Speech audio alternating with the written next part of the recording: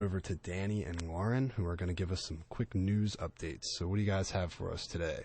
Good afternoon, University of Delaware. I'm Lauren Mick. And I'm Dani Roth. With WVUD News. The top story at this hour, University Provost Grasso sent out an open letter to the UD community this afternoon addressing allegations made by the review.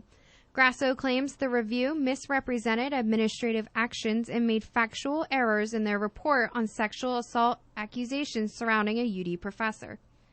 Delaware State Police said today 47-year-old Glenn Sago Jr. is in fair condition at Christiana Hospital after being shot by a state trooper. Authorities say on Wednesday afternoon, a trooper went to a home in Hartley for a report of a suicidal person. Investigators say Sago began beating the trooper with a metal cane, and she took out her electronic stun gun to subdue him. Sago took the device from the trooper and shocked her with it. The trooper then shot Sago in the leg.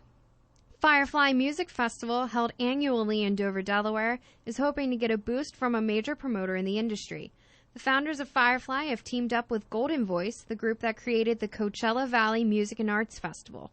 Golden Voice announced Wednesday that it is teaming up with Chicago-based Red Frog Events, which currently puts on Firefly. Golden Voice will promote and produce next year's festival. A Jack Russell Terrier that somehow ended up in Oregon more than 4 months after she went missing from her home near Philadelphia is going to be flown back to the Keystone State. A microchip implanted in Gidget allowed workers at an animal shelter south of Portland to find her owner. Shelter manager Deborah Wood says PetLink, the company that manufactured the microchip, has offered to pay for her return flight. And now in national news, President Barack Obama's request for congressional backing to train and arm Syrian rebels battling ISIS easily passed in the House. The Senate is expected to vote later today on the measure, which was added to a spending bill to keep the government running into December. A New York man pleaded not guilty to federal charges on 3 counts of attempting to provide support and resources to ISIS.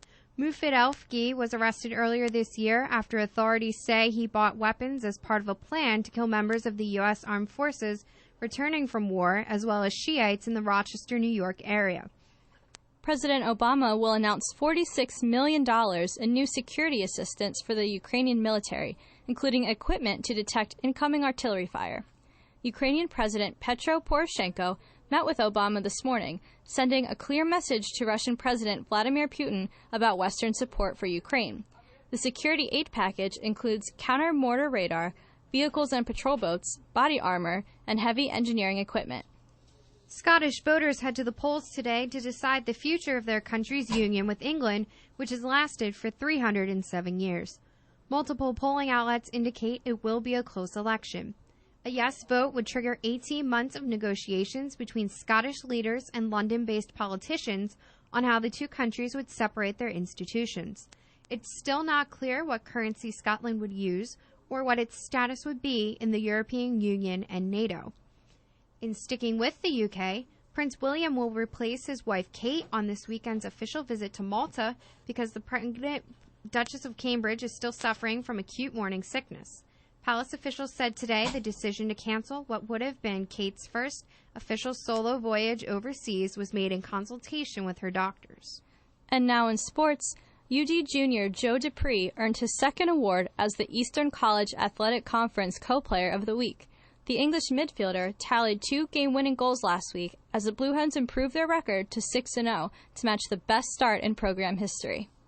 Former UD star Elena Delle Donne became the latest player to withdraw from the U.S. women's basketball national team pool because of injury.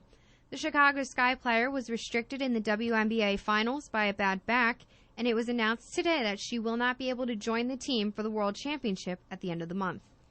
John Quiones, host of the ABC show What Would You Do?, will address the UD community at 7:30 tonight in the Trabant Multipurpose Rooms. In weather, today we have partly cloudy skies with a high of 73 degrees and a low of 53 degrees. We can expect similar conditions tomorrow. For WVUD News, I'm Lauren Mick. And I'm Dani Roth. We'll be back at 6 o'clock for another news update. Now back to Aiden for more music on WVUD.